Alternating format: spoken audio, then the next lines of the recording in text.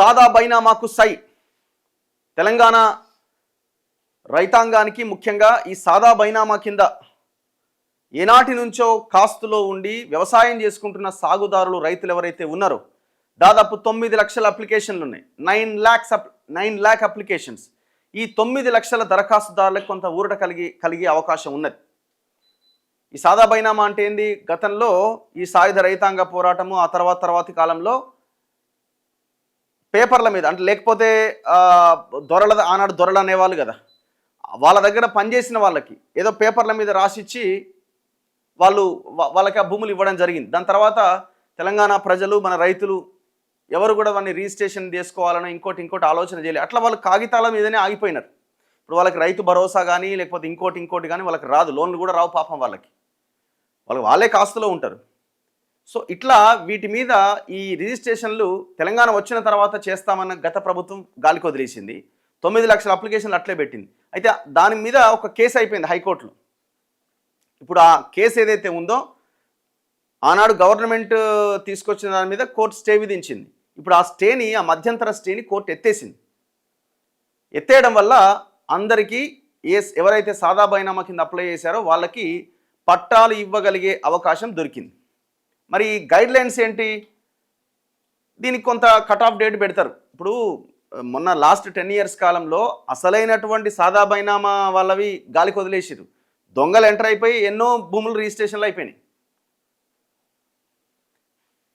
క్రమబద్ధీకరణకు తొలగిన అడ్డంకి, మధ్యంతర ఉత్తర్వులు ఎత్తేసిన హైకోర్టు. కొత్త చట్టం నేపథ్యంలో పిల్ పైన విచారణ మూసివేత. సో ఆనాడు పడ్డ ఆ ప్రజా ప్రయోజన వ్యాజ్యం దాని మీద విచారణని హైకోర్టు క్లోజ్ చేసింది, స్టేను ఎత్తేసింది. సాదా బైనామాల క్రమబద్ధీకరణకు గత కొన్నేళ్లుగా ఉన్న అడ్డంకులు తొలగిపోయాయి. క్రమబద్ధీకరణ కోసం 2020 అక్టోబర్లో రాష్ట్ర ప్రభుత్వం ఇచ్చిన జీవో 112 అమలును నిలిపేస్తూ 2020 నవంబర్లో జారీ చేసిన మధ్యంతర ఉత్తర్వులను హైకోర్టు మంగళవారం ఎత్తేసింది. ROR చట్టం 1971 రద్దై కొత్తగా భూభారతి చట్టం అమల్లోకి వచ్చినందున పాత చట్టం పైన దాఖలు చేసిన ప్రజా ప్రయోజన వ్యాజ్యాన్ని విచారించడం వ్యర్థ ప్రయత్నమని పేర్కొన్నది. జీవో 112ను సవాల్ చేస్తూ నిర్మల్ జిల్లాకు చెందిన షిండే దేవిదాస్ ఈ వ్యాజ్యాన్ని దాఖలు చేసింది. అప్పట్లో విచారించిన హైకోర్టు ధరణి చట్టంలో నిబంధన లేకుండా క్రమబద్ధీకరణ చేయడం సరికాదంటూ 2020 నవంబర్ 11వ తేదీన స్టే ఉత్తర్వులు జారీ చేసింది. వాటిని ఎత్తేసి క్రమబద్ధీకరణకు అవకాశం కల్పించాలని ప్రస్తుత ప్రభుత్వం మధ్యంతర పిటిషన్ దాఖలు చేసింది. దీనిపైన ప్రధాన న్యాయమూర్తి justice Aparesh Kumar Singh, justice GM మొయినుద్దీన్లతో కూడిన ధర్మాసనం మంగళవారం విచారణ చేపట్టింది. అడ్వకేట్ జనరల్ ఏ సుదర్శన్ రెడ్డి వాదన వినిపిస్తూ 2014కి ముందు 12 ఏళ్లుగా సాదా బైనామాల కింద కొనుగోలు చేసిన భూములను క్రమబద్ధీకరించేందుకు ప్రభుత్వం నిర్ణయించింది. ఎప్పటి వరకు ఇది? 2014కి ముందు మాత్రమే. 2014కి ముందు మీరు సాదా బైనామా కింద ఉండాలి. దట్టు 12 సంవత్సరాలుగా ఆ భూమిలో మీరు కాస్తులో ఉండాలి. వాళ్ళకి మాత్రమే ఈ అవకాశం. ఇప్పుడు అంతే ఉండాలి కదా. ఇప్పుడు దాని తర్వాత సాదా బైనామా ఎక్కడిది? 2020లో ప్రభుత్వం విధించిన గడువులోగా 9 లక్షలకు పైగా దరఖాస్తులు అందినాయి. ప్రస్తుతం కొత్తగా భూభారతి చట్టం తీసుకొచ్చామని, ఇందులో సెక్షన్ 6 ప్రకారంగా 2014కి ముందు 12 ఏళ్ల పాటు, ఇక్కడ కేసీఆర్ చేసిన మహాపాపం ఏంటంటే ఆ జీవో తీసుకొచ్చిండు 112 కానీ ధరణిలో దానికి సంబంధించిన సెక్షన్ కానీ ఇంకోటి కానీ యాడ్ చేయలే. దానివల్ల ఎవరో ఒకరు కోర్టుకు వెళ్ళడం వల్ల కోర్టు స్టే ఇచ్చింది. అరే మీ చట్టమే ఇది కదా, ROR చట్టాన్ని సవరిస్తూ మీరు తీసుకొచ్చిన ధరణి దాంట్లో ఏం ప్రస్తావించలేదు కదా అని. వీళ్ళు చేసిన ఒక మంచి పని ఏంటంటే ఈ భూభారతి చట్టంలో సెక్షన్ 6ని తీసుకొచ్చారనమాట. దాని ప్రకారంగా 2014కి ముందు 12 సంవత్సరాల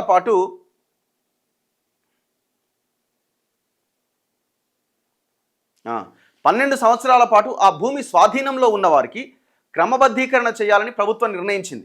పిటిషనర్ తరపు సీనియర్ న్యాయవాది జె ప్రభాకర్ వాదన వినిపిస్తూ కొత్త చట్టంలోని నిబంధనను కూడా సవాల్ చేస్తూ సవరణ పిటిషన్ దాఖలు చేశాం. దీనిపై వాదన వినిపించడానికి అనుమతించాలి. ఈ దశలో ధర్మాసనం జోక్యం చేసుకుంటూ కొత్త చట్టం వచ్చిన నేపథ్యంలో తాజాగా ఎందుకు పిటిషన్ వేయరు అని ప్రశ్నించింది. గతంలో పలుమార్లు వాయిదా తీసుకొని ఇప్పుడు సవరణ పిటిషన్ అంటున్నారు. దీనివల్ల ప్రక్రియ మరింత జాప్యం అవుతుంది. న్యాయవాది వాదన కొనసాగిస్తూ కొత్త చట్టంలో కూడా పాత దరఖాస్తులు మాత్రమే అనుమతిస్తున్నారు. కొత్త వాటిని స్వీకరించకపోవడం వివక్ష చూపడమే. కొత్త పిటిషన్ దాఖలు చేస్తామని, అయితే వారం రోజుల పాటు క్రమబద్ధీకరణ ఉత్తర్వులు జారీ చేయకుండా ఆదేశాలు ఇవ్వాలని కోరారు. తగిన కారణాలు ఉన్నాయని పిటిషనర్ భావిస్తే కొత్త పిటిషన్ వేసుకోవచ్చు. గత పిటిషన్లోని అంశాలతో సంబంధం లేకుండా కొత్త అంశాలతో దాఖలు చేసిన సవరణ పిటిషన్ను అనుమతించలేమని ధర్మాసనం తెలిపింది. ప్రభుత్వం కొత్త చట్టం తీసుకొచ్చినందున సన్న మధ్యతరగతి రైతులకు చెందిన సాదా బైనామా భూముల క్రమబద్ధీకరణకు గత మధ్యంతర ఉత్తర్వులు అడ్డంకిగా ఉన్న నేపథ్యంలో వాటిని ఎత్తేస్తున్నామని ప్రకటించింది. మరి ఇప్పుడు ఆ పిటిషనర్ ఎవరైతే ఉన్నారో ఆయన ఎవరో దేవిదాసో ఏమో,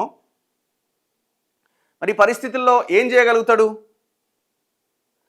ఇప్పుడు మళ్ళీ ఏమైనా కొత్త పిటిషన్ వేసి మళ్ళీ దీన్ని అడ్డుకునే ప్రయత్నం ఏమైనా జరిగే అవకాశం ఉందా?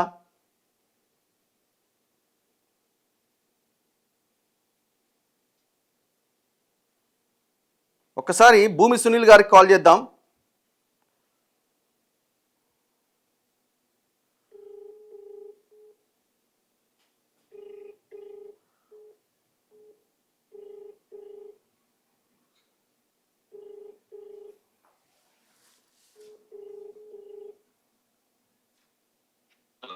సునీల్ గారు నమస్తే.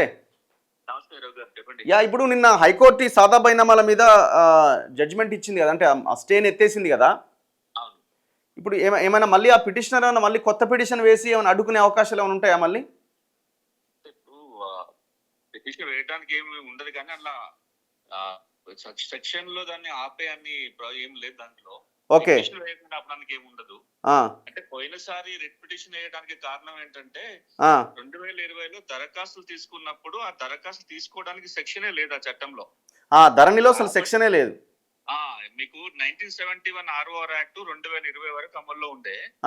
1989 నుంచి 2020 వరకు కూడా 71 ROR చట్టం కింద సాదా బైనామా రెగ్యులర్ చేసుకుంటూనే వచ్చారు. ఓకే, కానీ 2020లో దరఖాస్తు తీసుకునే నాటికి పాత చట్టం రద్దయి ధరణి చట్టం వచ్చింది. ధరణి చట్టంలో సెక్షన్ లేదు ఈ సాదా బైనామా ఎట్లా చేయాలనేది. ఓకే, అందుకే హైకోర్టు ఏమందంటే అసలు మీరు లీగల్ ప్రొవిజన్ లేకుండా ఎట్లా క్రమబద్ధీకరిస్తారని చెప్పి ఈ ప్రాసెస్ మీద స్టే ఇచ్చింది. సో ఇప్పుడు కొత్త సెక్షన్ వచ్చింది, దాంట్లో వివరంగా ఉంది కాబట్టి చేయడానికి ఉంటుంది. ఓకే, ఇప్పుడు మళ్ళీ గవర్నమెంట్ ఒక నోటిఫికేషన్ ఇచ్చి ప్రాసెస్ స్టార్ట్ చేయాలి. సో ఇప్పుడు ఈ కట్ ఆఫ్ డేట్ పర్ఫెక్టా? 2014కి ముందు 12 years గా మీరు కాస్తులో ఉండాలని సెక్షన్ 6 పెట్టారు కదా. ముందు 12 years కాదు, ఇప్పుడు నుంచి 12. కొనటం ఏమో 14 ముందు కొని ఉండాలి. 14కి ముందు కొని ఉండాలి. ఇప్పుడు ఈ రోజు నుంచి లెక్కేసుకొని గత 12 ఏళ్ళుగా అనుభవంలో ఉండాలి. ఓకే, అది దానికి మున్నాళ్ళు కండిషన్ అంటే చిన్న సన్నకారు రైతు అయి ఉండి గ్రామీణ ప్రాంతంలోని వ్యవసాయ భూమి 2014 ముందు కొని ఉండి 2020లో దరఖాస్తు పెట్టుకొని ఉంటే ఇప్పుడు ప్రాసెస్ చేయొచ్చు. ఇప్పుడు 10 ఎకరాలు 20 ఎకరాలు 30 ఎకరాలు నేను సాదా బైనామా కింద రాసుకున్నట్టు కుదరదు. రాదు చిన్న సన్నకారు రైతు. దాని డెఫినేషన్ అంటే ఎట్లా గుర్తిస్తారు మీరు చిన్న సన్నకారు అన్నది? కట్ ఆఫ్ ఏంది? దానికి లీగల్ డెఫినేషన్ ఉందిగా. చిన్న సన్నకారు రైతు అంటే డ్రై ల్యాండ్ అంటే 5 ఎకరాల లోపు ఉండాలి, వెట్ ల్యాండ్ అంటే 2.5 acres లోపల ఉండాలి. ఓకే, అది మొదటి నుంచి ఉన్నది, ఇప్పుడు 1989 నుంచి కూడా అదే నిబంధన. ఓకే, సో ఆ నిబంధన ప్రకారమే చేస్తారు.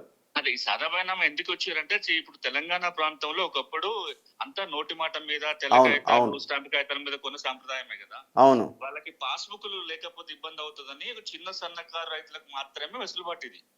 మిగతా వాళ్ళు ఎవరైనా కావాలి అంటే పోయి రిజిస్ట్రేషన్ అన్నా చేసుకోవాలి, లేదా కోర్టుకు పోయి ఆర్డర్ తెచ్చుకోవాల్సి వస్తుంది. ఈ ప్రక్రియ కింద చేయడానికి ఉండదు. ఓకే, సో దీనివల్ల ఆల్మోస్ట్ ఒక 9 lakhs రైతులకి ప్రయోజనం కలిగే అవకాశం ఉంది. అవును, అందుకంటే అప్పుడు ఉన్న దరఖాస్తులు 9,20,000 ఉన్నాయి.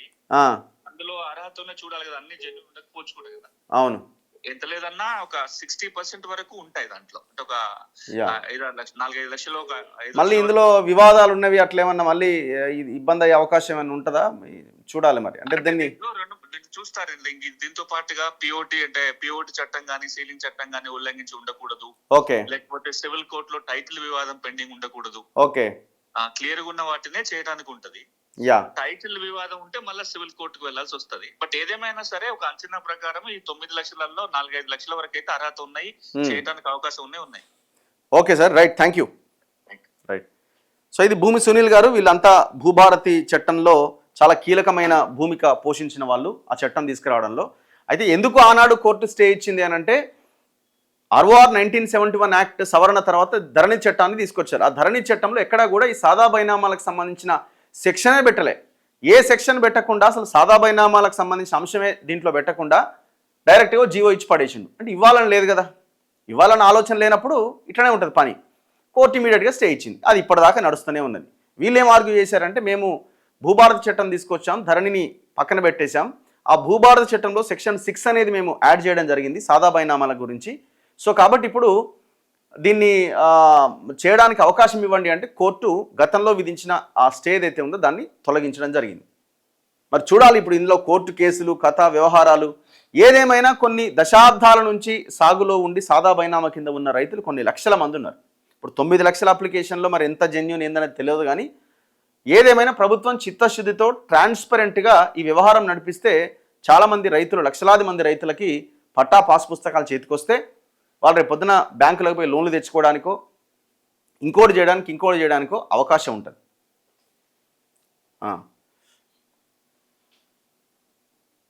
సాధ్యమైనంత త్వరగా పరిష్కరిస్తామని పొంగులేటి అంటుండు. సాదా బైనామాల క్రమబద్ధీకరణతో లక్షలాది మంది పేద ప్రజల కలలు సాకారం చేసేందుకు సిద్ధంగా ఉన్నామని రెవెన్యూ శాఖ మంత్రి పొంగులేటి శ్రీనివాసరెడ్డి మంగళవారం ఒక ప్రకటనలో తెలిపారు. గత ప్రభుత్వం పేద ప్రజలను నమ్మించి మోసం చేసింది. దరఖాస్తులైతే స్వీకరించారు కానీ 2026 చట్టంలో అందుకు మార్గం మాత్రం ఏర్పాటు చేయలే. ఫలితంగా 9 లక్షలకు పైగా దరఖాస్తులు పెండింగ్లో పడడంతో కొందరు హైకోర్టును ఆశ్రయించారు. పరిష్కార మార్గాలు లేకుండా గత ప్రభుత్వం తీసుకొచ్చిన ధరణి పోర్టల్ను మేము బంగాళాఖాతంలో కలిపేశాం. 18 రాష్ట్రాల్లో అధ్యయనం చేసి భూభారతి 2025 చట్టాన్ని రూపొందించాం. ఇందులో సాదా బైనామాల క్రమబద్ధీకరణకు స్పష్టమైన నిబంధనలు రూపొందించాం. హైకోర్టులో ఉన్న న్యాయ వివాద పరిష్కారానికి మా ప్రభుత్వం నిరంతరం కృషి చేయడంతో సానుకూల తీర్పు వచ్చింది. ఇక సాధ్యమైనంత త్వరగా దరఖాస్తుల పరిష్కారానికి చర్యలు తీసుకుంటాం. ఇప్పటికే క్షేత్రస్థాయిలో కార్యాచరణ కూడా పూర్తి చేశామని పేర్కొన్నారు. మనం ఇది మాట్లాడుతున్నప్పుడే చాలామంది అడుగుతారు, అసైన్డ్ భూముల సంగతి ఏంది, వాటికి కూడా పట్టాలు ఇవ్వండి, మేము కూడా అమ్ముకోవడానికి అవకాశం కల్పించండి. అది కూడా దశాబ్దాలుగా పెండింగ్లో ఉన్న సమస్యనే. గత ప్రభుత్వాలు ఇచ్చిన అసలు అమ్ముకోవడము ఇది పక్కన పెడితే అది తర్వాత మనం అది ఆలోచిస్తే రెండో ప్రధానమైన అంశం ఏంటంటే ఇందులో ఎన్నో వేల ఎకరాల అసైన్డ్ భూములు కబ్జాకు గురైనాయి, బలవంతంగా లాక్కున్నారు. వాటి పరిస్థితి ఆలోచించాలి ఫస్ట్. ఇప్పుడు భూభారత చట్టం ఏం గొప్పగా తెచ్చినామని ఒక్క నిర్ణయంతో సరిపోదు. ఇది ఒక నిర్ణయంతో సరిపోదు. ధరణి పేరు మార్చి భూభారత చట్టం దేయంగానే సరిపోదు. అందులో ఉన్న మీరు పెట్టిన నిబంధనలన్నీ పాటించాలా. ఇవాళ తెలంగాణలో అన్యాక్రాంతమైన కబ్జాకు గురైన పెద్ద ఎత్తున ప్రభుత్వ ప్రైవేట్ భూములన్నీ కాపాడాల, ప్రభుత్వ ఖజానాలో జమ చేయాల. ఆ ప్రయత్నం చేయకుండా మేము బంగాళాఖాతంలో ధరణిని కల్పేసినామంటే ఎట్లా? రియల్ ఎస్టేట్ మాఫియా పెద్ద ఎత్తున అసైన్డ్ భూములని, టీఎస్ఐఎస్సి భూములని, వక్ఫ్ భూములని, మట్ ల్యాండ్స్ని పూర్తిగా కబ్జా చేసింది కదా, చెరువులని. మరి వీటి సంగతి తేల్చాల్సిన అవసరం ఉంది కదా. భూభారత్ ఎందుకు వచ్చింది? ధరణి ఎందుకు పోయింది? ధరణి ఎందుకు పోవాలనుకున్నాం? ఆ ధరణిని ఉపయోగించి ఈ కబ్జాలు చేసిరనే కదా. మరి పోయిన కబ్జాలు తిరిగి తేవాలి కదా.